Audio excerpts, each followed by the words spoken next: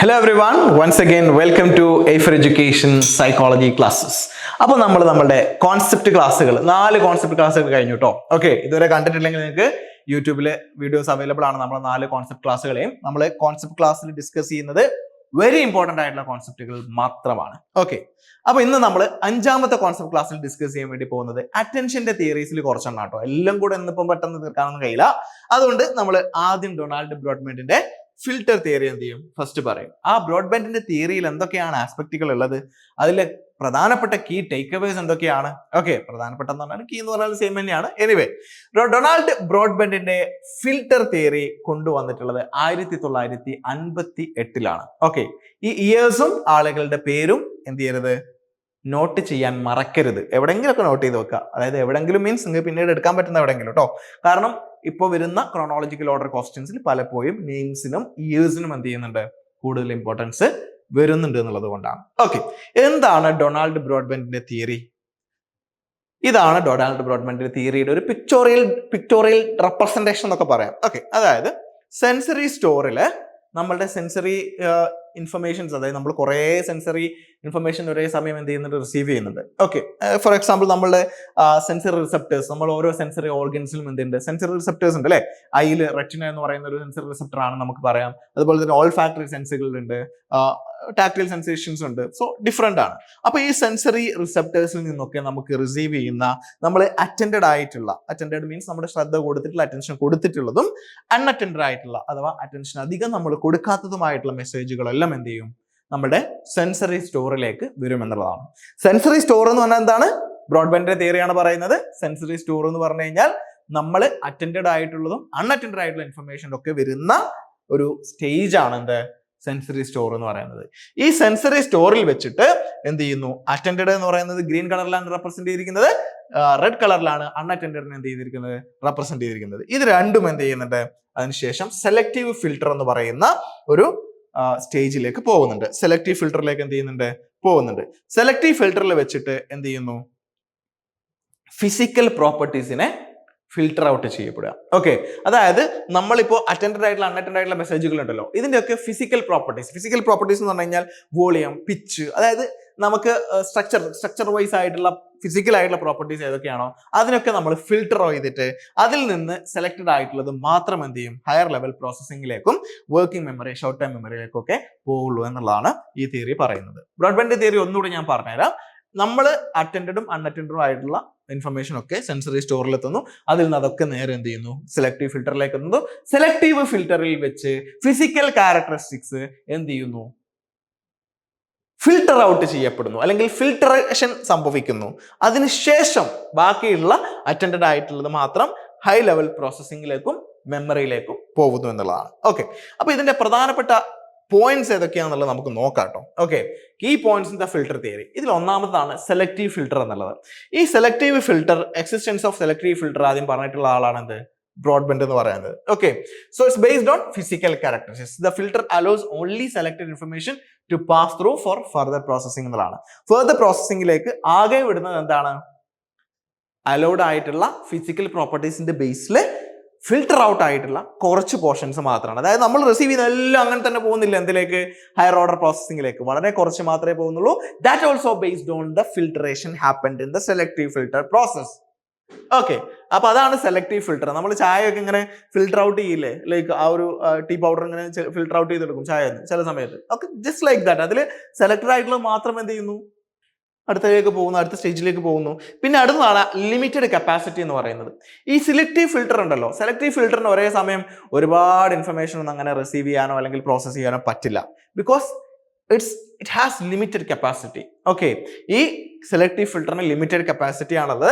Not all information in the environment can be process simultaneously. ലോകത്തുള്ള അല്ലെങ്കിൽ നമ്മുടെ ചുറ്റുമുള്ള എല്ലാ ഇൻഫർമേഷനും ഒരേ സമയം എന്ത് ചെയ്യാൻ പറ്റില്ല, പ്രോസസ് ചെയ്യാൻ പറ്റില്ല. 1 by 1 ആയിട്ട്, എന്നാൽ ഫാസ്റ്റ് ആയിട്ട് എന്ത് ചെയ്യുന്നു, ഫിൽട്രേഷൻ നടക്കുന്ന ഒരു പ്രോസസ്സാണ് അല്ലെങ്കിൽ ഒരു പരിപാടിയാണ് സെലക്ടീവ് ഫിൽട്ടറിംഗ് എന്ന് പറയുന്നത് എന്നുള്ളതാണ്. So limited capacity needs to be understood. Instead the filter helps prioritise and select certain stimuli for further cognitive processing. പിന്നെ ഇതിലുള്ള മറ്റൊരു കാര്യമാണ് ഏർലി സെലക്ഷൻ എന്നുള്ളത്. ഏർലി സെലക്ഷൻ ഇത് പറയാൻ കാരണം എന്താണെന്നുള്ളത് ലേറ്റ് സെലക്ഷൻ തിയറിയെ കുറിച്ച് നമ്മൾ അടുത്ത കോൺസെപ്റ്റ് ക്ലാസ്സിൽ പറയുമ്പോൾ നിങ്ങൾക്ക് മനസ്സിലാവും. എനിവേ, ഏർലി സെലക്ഷൻ തിയറി എന്ന് പറഞ്ഞു കഴിഞ്ഞാൽ ഏർലി സെലക്ഷൻ ആണ്. അതായത് filtering process occur early in the information processing. Okay, information പ്രോസസ്സിംഗിൽ വളരെ ഏർലി ആയിരിക്കും എന്ത് ചെയ്യുക, ഒരു ഫിൽട്രേഷൻ എന്ന് പറയുന്ന പ്രോസസ്സ് സംഭവിക്കുക എന്നുള്ളതാണ്. അതുകൊണ്ടാണ് എന്ത് ചെയ്യുന്നത്, അതിനെ ഏർലി സെലക്ഷൻ സംഭവിക്കുന്നത്. അതായത് നമ്മൾ നേരെ നമ്മൾ സെൻസറി ഓർഗൻസിൽ നിന്ന് കിട്ടിയിട്ടുള്ള സംഭവം സെൻസറി എന്താണ് സ്റ്റോറിലേക്ക് പോകുന്നു. അവിടെ നേരെ എന്ത് ചെയ്യാണ്, ഫസ്റ്റ് തന്നെ സെലക്ടീവ് ഫിൽറ്ററിലേക്ക് പോവാ. പിന്നീട് എന്തെങ്കിലുമൊക്കെ കഴിഞ്ഞിട്ടൊന്നുമല്ല പോകുന്നത്, ഡയറക്റ്റ് എന്ത് ചെയ്യാണ്, സെലക്ടീവ് ഫിൽറ്ററിലേക്ക് എന്ത് ചെയ്യുന്നു, ആ ഇൻഫർമേഷൻ ഒക്കെ എത്തുന്നു. അതുകൊണ്ടാണ് ഇത് ഏർലി സെലക്ഷൻ എന്ത് ചെയ്യുന്നത് എന്ന് പറയപ്പെടുന്നത്. Okay, this implies that only limited physical characteristics of the stimuli are analysed initially. Basically limited ആയിട്ടുള്ള ഫിസിക്കൽ ക്യാരക്ടറിസ്റ്റിക്സ് മാത്രമേ എന്ത് ചെയ്യുന്നുള്ളൂ, അനലൈസ് ചെയ്യപ്പെടുന്നു എന്നുള്ളതാണ്. ഇനി അൺഅറ്റൻഡഡ് ഇൻഫർമേഷനെ കുറിച്ച് കൂടെ പറഞ്ഞുതരാം. Information that does not pass through the filter is not consciously processed.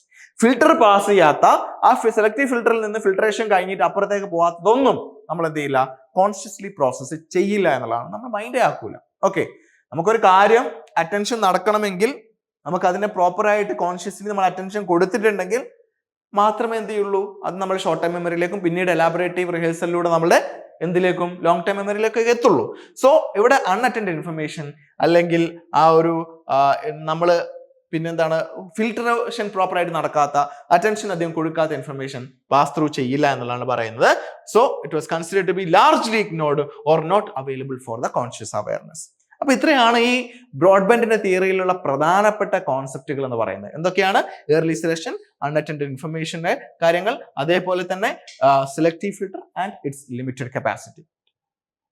ഇനി ഇതുമായിട്ട് അസോസിയേറ്റ് ചെയ്തിട്ടുള്ള ഒരു കോൺസെപ്റ്റ് ആണ് ദ കോക്ടെയിൽ പാർട്ടി എഫക്ട് എന്ന് പറയുന്നത്. ഇതുമായിട്ട് അസോസിയേറ്റ് ചെയ്ത് മാത്രം പറയാൻ പറ്റില്ല, ആൻഡ്രീസ്മാന്റെ തിയറി ഒക്കെ ആയിട്ട് നമുക്ക് കോക്ടെയിൽ പാർട്ടി എഫക്റ്റിന് എന്ത് ചെയ്യാൻ വേണ്ടി പറ്റും, അസോസിയേറ്റ് ചെയ്യാൻ വേണ്ടി പറ്റും.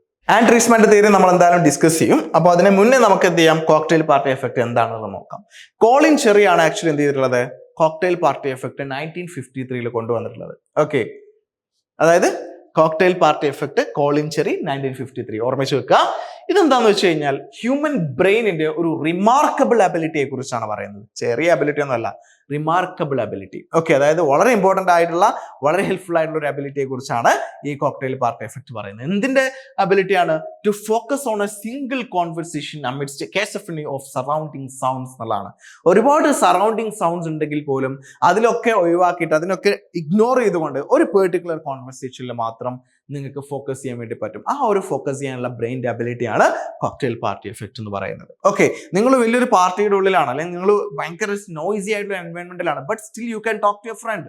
അല്ലേ, നിങ്ങൾക്ക് നിങ്ങളുടെ ഫ്രണ്ടിനോട് മുഖാമുഖം സംസാരിക്കാം, ഫോണിൽ സംസാരിക്കാം, because you have the ability to focus on a single conversation amidst a cacophony of surrounding sounds. That is what cocktail party effect is, right? Okay, the human ability to understand a conversation even with many distracting sounds and side conversation happening in the background is so called, ഇതിനെ വേറെയും പറയുന്ന പേരുകൾ selective auditory attention എന്നും selective hearing എന്നും നമ്മൾ പറയാറുണ്ട്. Okay, അതായത് ഈ കോക്ടെയിൽ പാർട്ടി എഫക്റ്റിന് സെലക്ടീവ് ഹിയറിംഗ് എന്നും സെലക്ടീവ് ഓഡിറ്ററി എന്താണ് അറ്റൻഷൻ എന്ന് നമ്മൾ പറയാറുണ്ട്. നിങ്ങൾ ഇത്ര ആലോചിച്ചാൽ മതി. നിങ്ങൾ ഒരു വലിയ പാർട്ടിയിൽ പോവുകയാണ്, അല്ലെങ്കിൽ നിങ്ങൾ അത്യാവശ്യം നോയ്സി ആയിട്ടുള്ള എൻവയോൺമെന്റിൽ പോവാണ്, ഒരു സ്റ്റേഡിയത്തിൽ നിങ്ങൾ കളി കാണാൻ പോവാണ്. ഓക്കെ, കേരള ബ്ലാസ്റ്റേഴ്സിന്റെ മാച്ചോ അല്ലെങ്കിൽ കാലിക്കറ്റ് FC മാച്ചോ ഇന്ത്യയുടെ ക്രിക്കറ്റ് മാച്ചോ എന്തോ ആവട്ടെ, നിങ്ങളത് കാണാൻ പോവാണ്. അപ്പോൾ അത്യാവശ്യം ഗോൾ അടിക്കുമ്പോൾ അല്ലെങ്കിൽ 6 ഒക്കെ അടിക്കുന്ന സമയത്ത് ഭയങ്കര നോയ്സ് ഉണ്ടാവും എന്ന് കരുതി ആ നോയ്സിൽ നിങ്ങൾക്ക് മറ്റുള്ള ആൾക്കാരോട് സംസാരിക്കാൻ പറ്റാതെ ആവുന്നുണ്ടോ? അല്ലെങ്കിൽ തൊട്ടപ്പുറത്തുള്ള ആൾ പറയുന്നതിൽ നിങ്ങൾക്ക് ഫോക്കസ് ചെയ്യാനോ, ലൈക്ക് നമുക്ക് ക്യാമറയുടെ കേസിൽ സൂം ചെയ്യാന്നൊക്കെ പറയില്ല, അതുപോലെ നിങ്ങൾക്ക് കേൾക്കാണ്ടായി പോകുന്നൊന്നുമില്ലല്ലോ. ഇല്ല, because you can focus on that. That's the ability of cocktail party effect എന്നുള്ളത് നമ്മുടെ ബ്രെയിനിന്റെ ആ ഒരു അബിലിറ്റി ആണ് കോളിൻ ചെറി എന്ത് പറഞ്ഞു വെക്കുന്നത്. എനിവേ, ഈ രണ്ട് കോൺസെപ്റ്റുകളാണ് ഈ കോൺസെപ്റ്റ് ക്ലാസ് നമ്മൾ പറയുന്നത്. ഒന്നുകൂടി ഞാൻ ജസ്റ്റ് പറഞ്ഞു തരൂട്ടെ എന്തൊക്കെയാണ് നമ്മൾ പറഞ്ഞെന്നുള്ളത്. സോ ബ്രോഡ്ബാൻഡിന്റെ തിയറിയാണ്. ആദ്യം എന്ത് ചെയ്യുന്നു, അറ്റൻഡും അൺഅറ്റൻഡും ആയിട്ടുള്ള ഇൻഫർമേഷൻ നമ്മുടെ സെൻസറി റിസെപ്റ്റേഴ്സും സെൻസറി സ്റ്റോറിൽ എത്തുന്നു. അവിടുന്ന് സെലക്ടീവ് ഫിൽട്ടറിലേക്ക് പോകുന്നു. സെലക്ടീവ് ഫിൽട്ടറിൽ വെച്ചിട്ട് ഫിൽട്ടറേഷൻ പ്രോസസ് എന്ത് ചെയ്യുന്നു, സംഭവിക്കുന്നു. എന്തിന്റെ ബേസിലാണ് ഫിൽട്ടറേഷൻ? ഫിസിക്കൽ പ്രോപ്പർട്ടീസിന്റെ ബേസിലുള്ള ഫിൽട്ടറേഷൻ സംഭവിക്കുന്നു. അതിനുശേഷം അത് ഹയർ ലെവൽ പ്രോസസ്സിംഗിലേക്ക് പോകുന്നു, വർക്കിംഗ് മെമ്മറിയിലേക്കും പോകുന്നു എന്നുള്ളതാണ്. So that is how broadband theory work ചെയ്യുന്നത്. അതിൽ സെലക്ടീവ് ഫിൽട്ടർ ഉണ്ട്. സെലക്ടീവ് ഫിൽട്ടർ ഏർലി ഫിൽട്ടറിംഗ് ആണ് നടക്കുന്നത്. ഇതിന്റെ സെലക്ടീവ് ഫിൽട്ടറിന് ഒരേ സമയം ഒരുപാട് ഇൻഫർമേഷൻ പ്രോസസ് ചെയ്യാൻ പറ്റില്ല, ലിമിറ്റഡ് കപ്പാസിറ്റി ആണ്. അതേപോലെ തന്നെ അൺഅറ്റൻഡ് ഇൻഫർമേഷൻ എന്ത് ചെയ്യുന്നില്ല, നമ്മൾ കോൺഷ്യസ്ലി അറ്റൻഡ് ചെയ്യുന്നില്ല. അത് പൊതുവെ ഇഗ്നോർഡ് ആയിട്ട് പോവുകയാണ് ചെയ്യുന്നത്. And also about the cocktail party effect which involves about or which talks about one of the remarkable ability of human brain to focus on a single conversation amidst the cacophony of surrounding sounds. Okay, അപ്പോൾ അതാണ് ഇന്നത്തെ concept നമ്മൾ discuss ചെയ്യുന്നത്. എന്തായാലും മറ്റൊരു കാര്യം എനിക്ക് ഓർമ്മിപ്പിക്കാനുള്ളത് എന്താ വെച്ച് കഴിഞ്ഞാൽ നമ്മളുടെ ഫ്രീ ഗൈഡൻസ് ഗ്രൂപ്പുകളെ കുറിച്ചാണ്.